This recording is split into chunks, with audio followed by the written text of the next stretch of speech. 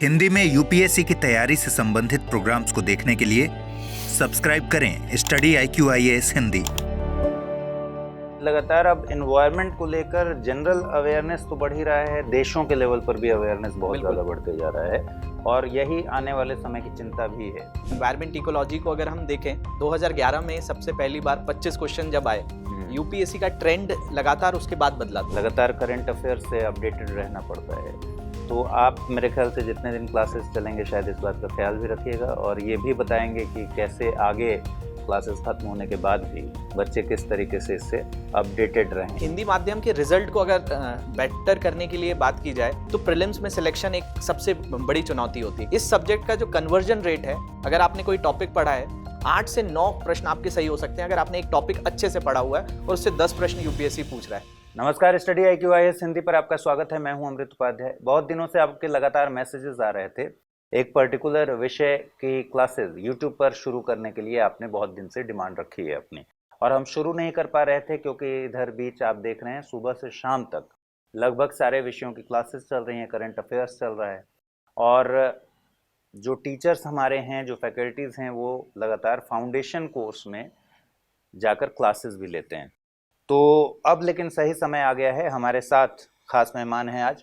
स्वागत है आपका बहुत बहुत मनीष श्रीवास्तव। आप जानते हैं, आप इनसे पढ़ते हैं। Thank you sir. और इन्हीं को एक विषय शुरू करना है। चलिए आप ही के मुंह से सुनते हैं क्या शुरुआत होने वाली है, क्या नया गिफ्ट होने वाला है, क्योंकि गिफ्ट दिए ज़माना हो गया शायद। बिल्कुल सर, बहुत सारे टाइम से बच्चों की डिमांड थी पर्यावरण पारिस्थितिकी को लेकर, और यही सब्जेक्ट हम शुरू करेंगे, जिसमें एनवायरमेंट इकोलॉजी को अगर हम देखें तो 2011 से जो यूपीएससी का पैटर्न है वो काफ़ी इस तरफ बदला है। 2011 में सबसे पहली बार 25 क्वेश्चन जब आए तो यूपीएससी का ट्रेंड लगातार उसके बाद बदला। 2013 के बाद अगर हम 2023 का भी पेपर देखें तो भूगोल के साथ मिलकर लगभग 36 प्रश्न बन रहे थे जो कि पर्यावरण पारिस्थितिकी से थे, और ये एक ऐसा विषय रहा जो भूगोल और पर्यावरण पारिस्थितिकी मिलाकर 36 प्रश्न थे, और जब 2011 में आया था तब 25 प्रश्न भी थे।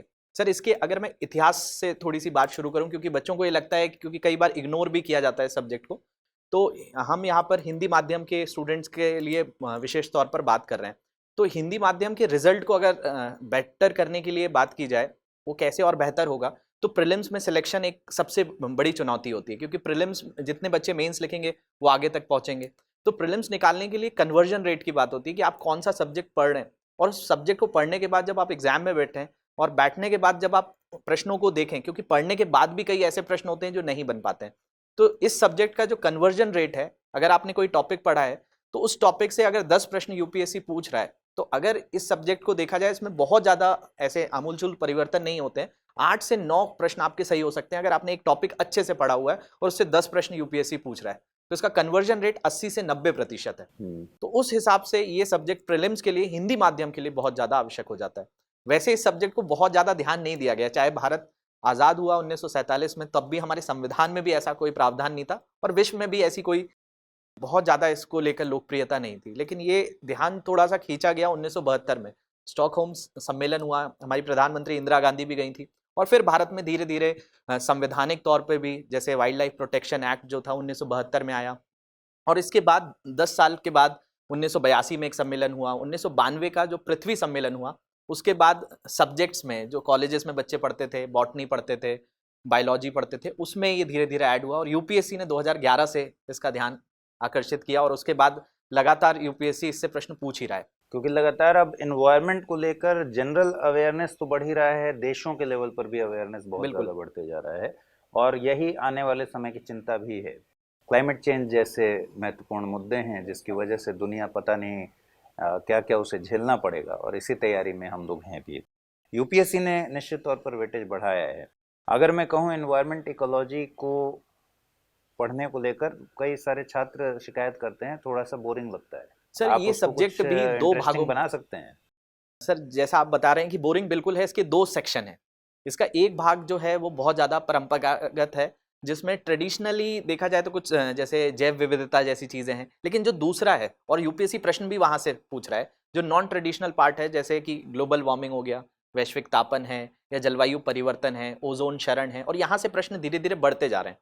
तो स्टूडेंट्स को इंटरेस्ट डेवलप करने के लिए कुछ चीज़ें हैं कि जैसे कि कई शब्दावलियां हैं इसमें, क्योंकि ये थोड़ा सा हम बोल सकते हैं जीव विज्ञान का एक शाखा ही है जो धीरे धीरे उभरी है। तो अगर आप जैसे किसी जंगल की बात कर रहे हैं, अब इस जंगल में एक प्रजाति होती है जिसको कुंजी प्रजाति कहा जाता है, कीटोन स्पीशीज होती है। तो कीटोन स्पीशीज एक ऐसी चीज है कि जो अगर वहां से खत्म हो जाएगी तो पूरा जंगल ही एक समय के बाद समाप्त हो जाएगा। तो ऐसे कई उदाहरण हैं सर जिनके माध्यम से बच्चे को ये सरल किया जा सकता है। शुरुआत में कुछ शब्दावलियां ऐसी भारी हैं कि बच्चे को डर लगता है, लेकिन प्रयास वही है कि सरल उदाहरणों के साथ, हमारे सामान्य जीवन के उदाहरणों के साथ इस सब्जेक्ट को टैकल किया जाए ताकि बच्चा आसानी से समझ पाए इसको। यूपीएससी ने कीस्टोन प्रजाति पर सवाल भी पूछा था। बिल्कुल सर, और उस समय अधिकतर लोग यही सोच रहे थे कि कौन सी प्रजाति है, कोई सुना ही नहीं है। एनवायरमेंट इकोलॉजी के 2 हिस्से आप बता रहे हैं, 2 तरीके से चीज़ें पढ़नी है, डील करनी है। ठीक है, अब इस क्लास की टाइमिंग क्या होगी, आप किस तरीके से पढ़ाएंगे, क्या बच्चों से एक्सपेक्टेशंस हैं आपके कि उन्हें क्या करना है इसके लिए? सर बच्चों से यही एक्सपेक्टेशन है कि सोमवार से क्लासेस शुरू हो रही हैं और 12 बजे लाइव क्लासेस मिलेंगी स्टूडेंट्स को बस पेन कॉपी लेकर बैठना है और साथ साथ जो भी हम यहाँ पे रिकमेंड करेंगे उनके नोट्स तो बनाए ही, साथ साथ इन सब्जेक्ट्स के साथ जो अभी हाल ही में आर्टिकल्स आते हैं उनको भी थोड़ा थोड़ा मैं समय के साथ बताता रहूँगा। आपको पहले सब्जेक्ट के बारे में रुचि थोड़ी सी डेवलप करना, ये तो मेरा लक्ष्य है, और उसके बाद आपको चीज़ें समझने भी आएंगी, क्योंकि ये सब्जेक्ट ऐसा ज़रूरी हो चुका है। क्योंकि आज से 50 साल बाद भी ये देखा जाए तो जैसे जलवायु परिवर्तन भारत में बहुत ज़्यादा भी नहीं है, लेकिन आप जब फील्ड पर जाएंगे, जो भी स्टूडेंट्स कल की डेट में सिविल सर्वेंट बनेंगे तो उनके लिए एक बहुत बड़ी चुनौती रहेगी, क्योंकि जितनी भी योजनाएं बनानी है वो उनको इसी के आधार पर बनानी। तो जितना अच्छा सब्जेक्ट आपका रहेगा आप फील्ड पर भी उतना अच्छा कर पाएंगे, लेकिन उसके लिए वही है कि एकदम आपका बेस जो न्यू जितनी मजबूत होगी उतना फायदा आपको आगे होगा। ठीक है, सोमवार से क्लासेस शुरू होंगी दोपहर 12 बजे से, मेरे ख्याल से टाइमिंग रखी गई है दोपहर 12 बजे सोमवार का मतलब है 19 जून, और 19 जून को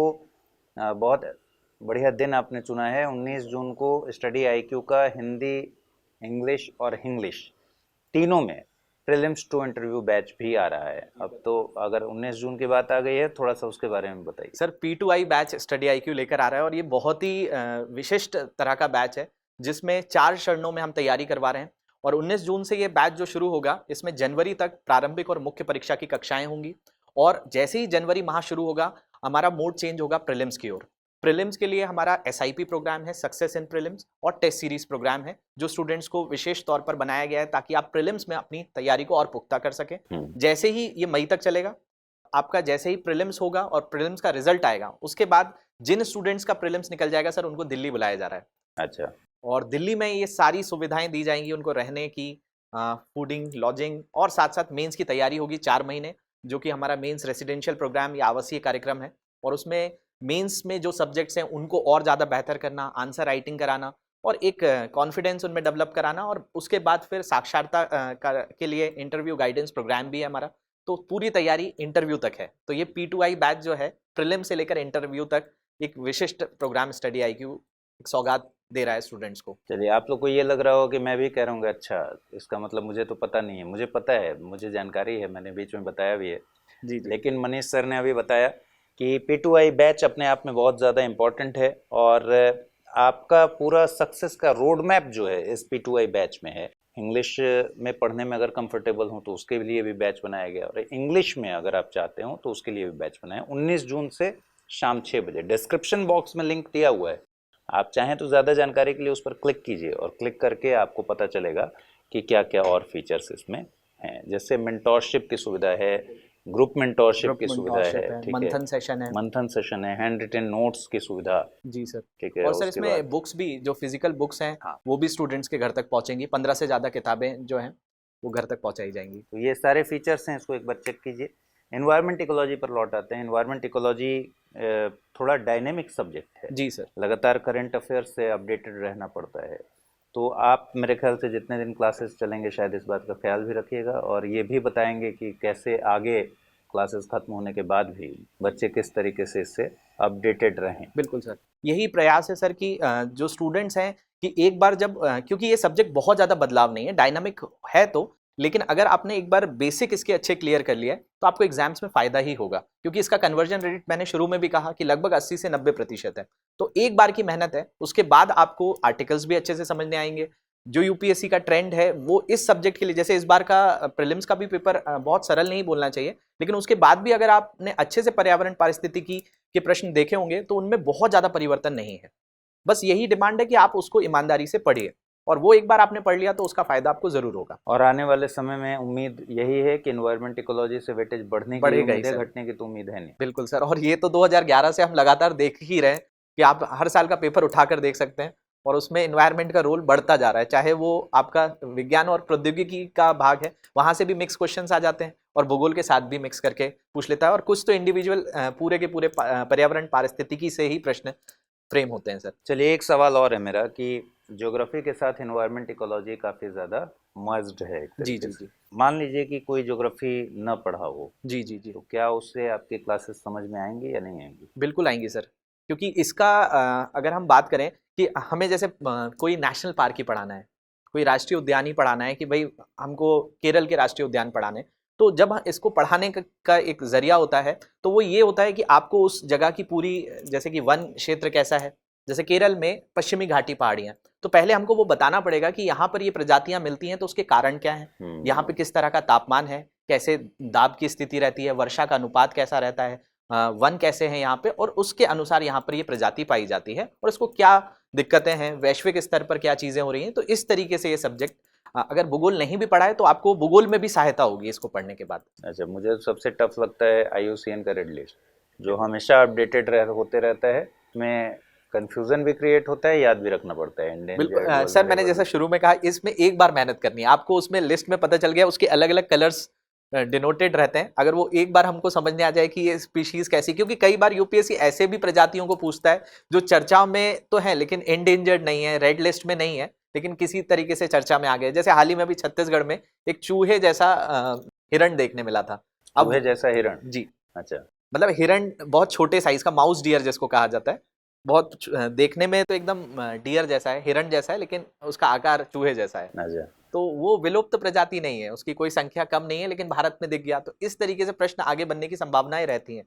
तो हम ये भी देखकर चलेंगे कि जो अभी चर्चाओं में है उनको भी स्टूडेंट्स पता कर पाएं, और उसके क्या अलग अलग डायमेंशंस हो सकते हैं जो सब्जेक्ट के थ्रू पढ़ना है उस पर विशेष अच्छा, ध्यान रखें। प्रीलिम्स के अलावा, प्रीलिम्स में तो इसका महत्व है ही, इस पर बातचीत भी हुई, प्रीलिम्स के अलावा अगर एनवायरनमेंट इकोलॉजी का महत्व देखें यूपीएससी CSC जी में, सर, तो क्या कहेंगे आप? और जगहों पर भी इसका महत्व है? बिल्कुल सर। सर, अगर इस सब्जेक्ट की न्यू ही देखी जाए तो 1992 से, जैसे मैंने बताया भी था कि ये सब्जेक्ट्स में आया, तो इसमें भी अगर हम इंटरनेशनल रिलेशंस की भी बात करें, अंतर्राष्ट्रीय संबंधों की भी बात करें, अमेरिका का बहुत बड़ा रोल रहा। जो सीनियर W बुश थे उस समय, उनके समय ये सब्जेक्ट, उन्होंने थोड़ा सा अमेरिका की राजनीति में बदलाव आया और उन्होंने थोड़ा पर्यावरण की तरफ ध्यान दिया, तो ये सारी जगहों पर विषय, क्योंकि उस समय अमेरिका की इकोनॉमी और अमेरिका काफ़ी बड़ा देश माना जाता था, अब धीरे धीरे जो बाकी अर्थव्यवस्थाएं वो भी काफ़ी फलीभूत तरीके से आगे बढ़ रही हैं, लेकिन 1992 से एक ट्रेंड बदला, और उसके बाद जब बिल क्लिंटन आए तो 1992 से 1996 रहे और 2000 तक उनकी सरकार रही, तो उन्होंने बहुत ज़्यादा इस चीज़ पर जोर दिया, तो क्योटो प्रोटोकॉल जैसी चीज़ें ये उस समय हुई। तो ऐसा नहीं है कि ये सब्जेक्ट सिर्फ एक ही दिशा में चल रहा है, इस पर राजनीति का बहुत बड़ा असर है। बाद में पेरिस समझौते की भी बात करें, बराक ओबामा के समय, वो भी एक चीज़ जो है राजनीति से जुड़ी रही, और आज की डेट में जब अमेरिका हट भी गया इस चीज़ों से, क्योंकि ट्रंप की सरकार के समय अमेरिका ने पर्यावरण को मुद्दा माना ही नहीं, लेकिन बाकी जो देश थे, जैसे ब्राज़ील हो गया, चीन हो गया, भारत हो गया, इन देशों ने इसको एक बहुत बड़ा मुद्दा मान के रखा है, और अमेरिका इससे हट भी जाता है या नहीं भी रहता है, तो इन बाकी देशों में जो विकास हो रहा है उसके लिए पर्यावरण एक प्रमुख मुद्दा बन जाता है। और जो एस्पिरेंट्स हैं उनसे यूपीएससी मेंस एग्जाम्स में भी इस तरह की डिमांड कर रहा है कि आपको इसका नॉलेज भी हो और आप उसका एनालिसिस भी कर सकें कि हमारे यहाँ कोई भी समस्या आ रही है, चाहे ओजोन क्षरण की समस्या हो, चाहे वैश्विक तापन की समस्या हो, ग्रीन हाउस गैसेस की समस्या हो, तो इनको कैसे डील करना है, कार्बन क्रेडिट जैसी समस्या जो है, इनको समझने के लिए, और समझते समझते यूपीएससी आप अपना विचार भी वहाँ पे मांगता है। तो आप जब तक सब्जेक्ट नहीं समझेंगे तब तक आप अपना विचार दे ही नहीं पाएंगे। जैसे यूपीएससी की अगर हम डिमांड देखें सर, तो जैसे पहले नक्सलवाद की समस्या थी, तो भारत की एक आंतरिक सुरक्षा की समस्या हुआ करती थी, लेकिन अभी ट्रेंड में जो भारत की एक समस्या है वो पर्यावरण भी है। कई ऐसे शहर हैं जहां पर सांस लेना भी मुश्किल है भारत के अंतर्गत, जहां का AQI इतना खराब हो चुका है। तो ये डिमांड यूपीएससी की है कि आप जिस समाज में रह रहे हैं उसको सुधार के लिए आप ही को योजना बनानी है और परिवर्तन करना है, तो आप पहले सब्जेक्ट समस्याओं को जाने। तो इसलिए ट्रेंड इस तरफ बदला है, तो स्टूडेंट्स से भी डिमांड यूपीएससी की स्वाभाविक है कि वो मांग बढ़ेगी और आपको ही योजनाएं बनानी है। चलिए, तो कुल मिलाकर देखिए, इसी इंट्रोडक्शन क्लास में, मतलब गिफ्ट वाली क्लास में, इतनी सारी बातें आपको मनीष सर ने बता दी हैं कि एक छोटी सी क्लास तो इन्होंने अभी ही ले लिया है। ठीक है, बहुत बहुत शुक्रिया मनीष थैंक यू सर। आपकी इस पूरी बातचीत के लिए। और 12 बजे का टाइम है, सोमवार का दिन है, 19 जून है, जिस दिन प्रीलिम्स टू इंटरव्यू बैचेस भी शुरू हो रहे हैं। तो उसी दिन 12 बजे बहुत ही महत्वपूर्ण दिन आपके लिए एक गिफ्ट का पैक खुलने वाला है, उसका भरपूर इस्तेमाल कीजिए। और एनवायरनमेंट इकोलॉजी इस समय प्रीलिम्स, मेंस और साथ ही इंटरव्यू के लेवल तक भी आपके साथ साथ चलते रहेगा, क्योंकि इन टॉपिक्स को हर हाल में जानना ही है। पूरी दुनिया अवेयर है इस समय। दुनिया भर में जितने भी इस तरह की परीक्षाएं हो रही हैं ना, उनमें सवाल पूछे जा रहे हैं और इंडिया इसमें पीछे नहीं है। इंडिया एनवायरनमेंट इकोलॉजी को लेकर इस समय बहुत ज़्यादा सजग है, आगे बढ़ रहा है, तो जाहिर तौर पर इसका वेटेज बढ़ेगा ही। तो बहुत दिन की आपकी डिमांड थी, वो पूरी हो गई। बहुत शुक्रिया आप सबका भी, आपने इतना समय दिया, बहुत शुक्रिया आपका भी। Thank you sir. मिलते हैं, मैं नहीं मिलूंगा, ये मिलेंगे 12 बजे दोपहर 19 जून को। शुक्रिया। हिंदी में यूपीएससी की तैयारी से संबंधित प्रोग्राम्स को देखने के लिए सब्सक्राइब करें स्टडी IQ IAS हिंदी।